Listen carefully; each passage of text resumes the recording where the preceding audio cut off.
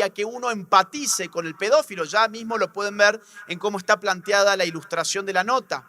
Un pedófilo que sufre, que es la víctima de la situación, porque atrás están los niñitos que ni siquiera le han puesto rostro. De esto se trata, a ver, esto es importante. Uno empatiza cuando le ve el rostro al otro. Por eso, por ejemplo, en el aborto no nos permiten mostrar videos de abortos, porque si la gente le pone rostro a la víctima de un aborto, es decir, al niño que está siendo asesinado, uno empatiza con ese niño. Esto es como cuando uno va por la ruta, ¿no? Y por ahí choca un perro, atropellaste un perro, vas por la ruta, ¡pum!, te llevaste un perro por delante. Y la gente hace una de dos, o se frena o sigue, ¿no? Lo curioso es que la gente que se frena, cuando se frena y va y mira al perro para sacarlo de la ruta, el shock psicológico que recibe es mucho más fuerte cuando mira el rostro del perro que en el momento en que atropelló al perro.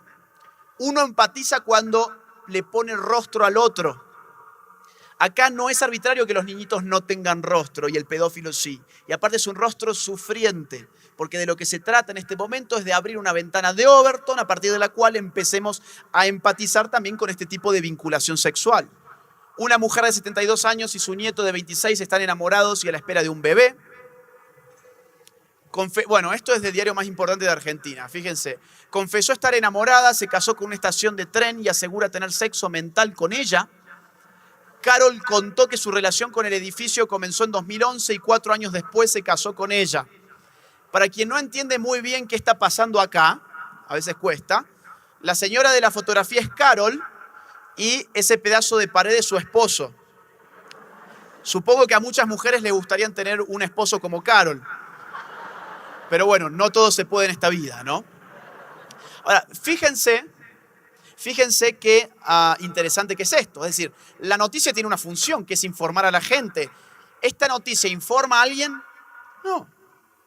Es basura amarillista, nada más. Pero supongamos que esto es algo de lo cual tenemos que estar informados. ¿Es un título correcto el que se le puso? ¿Carol se casó con la estación de tren? ¿Eso es un matrimonio? ¿Hay sexo mental entre Carol y ese pedazo de pared? No. ¿Y por qué titulan así? El título correcto podría ser: curiosa patología psiquiátrica lleva a una mujer a pensar que se casó con una estación de tren. Ok, está bien. Pero esto se va a ocupar el periodista de aclararte en la misma nota, no es un problema psiquiátrico. Esto es una orientación sexual que se llama objetofilia. De modo que si alguien dice que eso no es un matrimonio, uno que es un objetofóbico. Entonces fíjense cómo se invierte la carga valorativa. Bueno, están violando el derecho humano. Voy a ir bien rápido porque sé que no debo tener tiempo. Están violando el derecho humano de los padres de familia a educar o a seleccionar la educación en valores de sus hijos. Educar a tu hijo y elegir qué valor querés para tu hijo es un derecho humano. Están violándolo sistemáticamente, obligando a los niños a consumir ideología de género en los colegios. Voy a ir muy rápido. En Argentina, por ejemplo, el Estado ha llamado a desnaturalizar las formas socioculturales de ser niños y de ser niñas, como, entre otras cosas, de esta manera. Están disfrazando a los nenes de nenas en los colegios, en los jardines de infantes, 5 años, desde el nivel inicial. Están haciendo esto para que ellos deconstruyan su masculinidad y puedan finalmente ser libres de elegir si quieren ser niños o si quieren ser niñas. En Costa Rica se les dice a los niños lo siguiente: habría un nivel mesosocial en donde estarían los factores que fomentan la violencia, como la segregación urbana, el microtráfico de drogas y un factor de tipo cultural, la masculinidad. Les están enseñando que la violencia en Costa Rica se explica por las drogas, por la segregación urbana y por la masculinidad. ¿Qué tiene que hacer uno entonces si es un niño? ¿Sentirse orgulloso de ser niño hombre? No. Tener vergüenza, sentirse culpable. Uno es parte de un problema si es masculino. ¿Y qué le están diciendo a la niña? Cuidado con los niños de tu curso, de tu colegio, porque son enemigos. Ellos son los principales responsables en Costa Rica de impulsar la violencia. Y este es un cuadro, yo le estoy hablando de un caso de Costa Rica, pero esto es un cuadro que se está repitiendo en toda América Latina. La manipulación de los niños. Tengo 2 puntos más, ¿ok? Voy a hacerlos bien rápido. Esto no solamente baja por nuestros estados, sino que antes de nuestros estados hay organismos internacionales.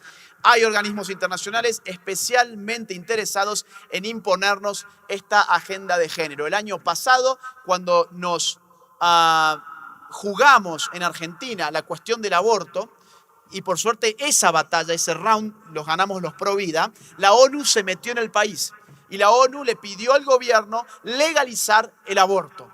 En una democracia, ¿quién gobierna? El pueblo. La propia palabra te lo dice, democracia, el poder en el pueblo como sujeto y objeto del poder. La ONU es el pueblo argentino, es el pueblo mexicano, ni siquiera sabemos quiénes están en la ONU, seamos sinceros. Y se meten en nuestros países a decir qué tienen que hacer nuestros gobiernos. Imponen una serie de agendas. Cuando se rechazó el aborto en la Argentina el año pasado, la ONU emitió un comunicado lamentando profundamente que se haya rechazado el aborto en mi país. Se metió recientemente en Uruguay con un proyecto para derogar una llamada ley trans. Empezaron a juntarse firmas, los pro vida, los pro familia empezaron a juntar firmas para derogar la ley trans que sexualizaba a los niños y los confundía en su sexualidad, abría las puertas para la niñez trans y un montón de cuestiones espantosas.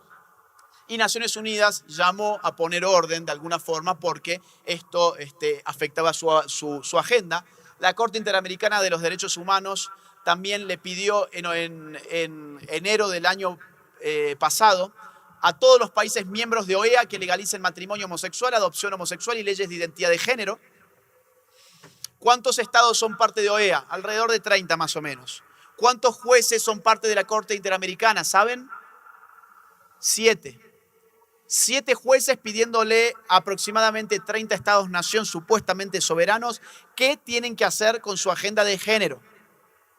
Esto es lo que estamos viviendo hoy. Digo, no solamente es una cuestión de Estado-nación, es una cuestión de poder internacional, de agenda internacional, que además, y este es el último punto, está muy bien financiada. Vamos a poner algunos ejemplos. Planned Parenthood, de la cual ya hablamos en su versión internacional IPPF, uno puede chequear sus reportes financieros en su página oficial ippf.org y se va a encontrar con que hay incluso ONGs de aquí, de México, que están recibiendo mucho dinero para poder impulsar el aborto en este país, por ejemplo.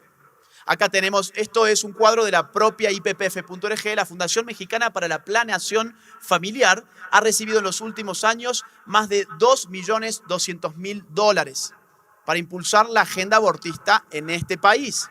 En la Argentina metieron más de $5 millones para impulsar el marketing abortista el año pasado. Fíjense, por ejemplo, LGBT Issues. Lo pueden encontrar en lgbtfound.org. Está manejando un presupuesto de $200 millones anuales. $200 millones anuales. Acá tenemos el reporte del año 2015-2016, en el cual hace una suma entre el año 2013 al 2016 y concluye que en esos 4 años la causa LGBT ha recibido $950 millones. $950 millones en apenas 4 años. ¿Cómo no vamos a estar viendo lo que estamos viendo? Inyéctele dinero, buen dinero, a ideas y esas ideas se van a hacer carne política. Bueno, acá hay una serie de fundaciones que están entre los primeros puestos de los que más financian, Open Society, la Fundación Ford, entre otras, lo voy a pasar rápido. México, lo verán allá arriba, es uno de los países que más financiamiento LGBT está recibiendo.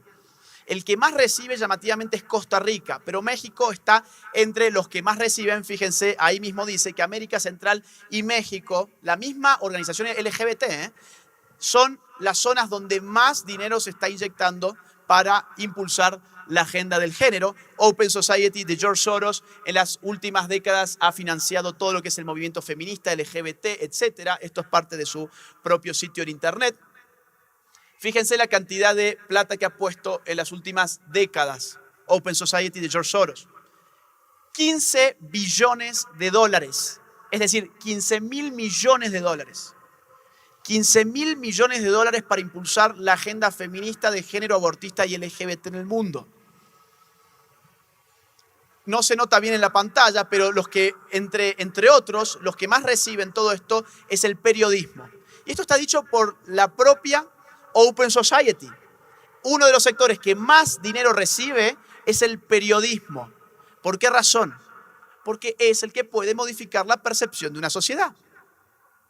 Bueno, acá tenemos a Open Society en sus redes sociales. Buscamos activistas jóvenes de 22 a 30 años con base en América Latina para la promoción de un proyecto de su propio diseño que imagine nuevas realidades feministas y fomente espacios feministas más justos, inclusivos y accesibles. Es decir, sos feminista, ¿querés dinero? Ahí está, te están invitando y lo tienen en grandes cantidades. Ahí tenés quien te vaya a becar. Warren Buffett donó más de 1.200 millones de dólares para la causa del aborto. Bill Gates está también metido con todo esto.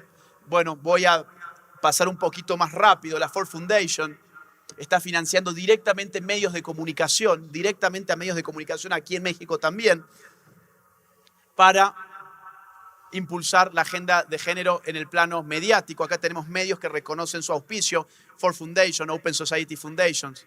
Paso rápido. Católicas por el derecho a decidir. ¿Conocen esa ONG? No son católicas, evidentemente, están a favor del aborto. Han recibido de la Ford Foundation en los últimos años más de 3,5 millones de dólares. ¿Cuánto dinero recibe el movimiento Pro Vida? No hay, seamos sinceros, no hay. Todo es a puro pulmón y esta gente tiene este tipo de auspicios. Trudeau en Canadá en junio anunció, el presidente de Canadá, que va a destinar 1.400 millones de dólares anuales. Vuelvo, 1.400 millones de dólares anuales para la agenda de género en el mundo. 1.400 millones de dólares anuales. Nos estamos enfrentando realmente David contra Goliat. No tengan dudas de eso. Lo que estamos hoy presenciando es una batalla totalmente asimétrica en la cual me gustaría cerrar con esto. ¿Qué podemos hacer nosotros? Es decir, acá nadie tiene los 1.400 millones de Canadá. Acá nadie tiene el monopolio multimediático que maneja esta gente. Aquí nadie tiene el auspicio de la ONU. ¿Qué tenemos nosotros? Vamos a ver. ¿O qué podemos hacer nosotros? La última placa es esta. Primero, formación política. Hay que entender que estos temas se meten en nuestra sociedad a través del Estado y el Estado es política. Estos temas no caen del cielo, no nacen solos. Estos temas se imponen a partir del Estado y el Estado es política. Si nosotros no sabemos el juego de la política, no podemos ganar la política. Si no ganamos el juego de la política, ellos van a seguir dominando las leyes, por ejemplo. Ellos van a seguir dominando la escena política. Claro, si yo quiero jugar al ajedrez y quiero ganar en el ajedrez, lo que tengo que hacer primero que nada es saber cómo se juega el ajedrez, cómo se mueven las piezas. Con la política pasa más o menos lo mismo. Y muchas veces nosotros estamos dormidos, no sabemos ni siquiera quiénes son nuestros políticos. No sabemos ni siquiera cuál es el candidato que nos ofrece una agenda pro vida, pro familia. No tenemos idea, no nos importa. Bueno, tiene que empezar a importarnos para poder elegir bien, para poder también tener una participación responsable como ciudadanos que somos. No somos solamente individuos,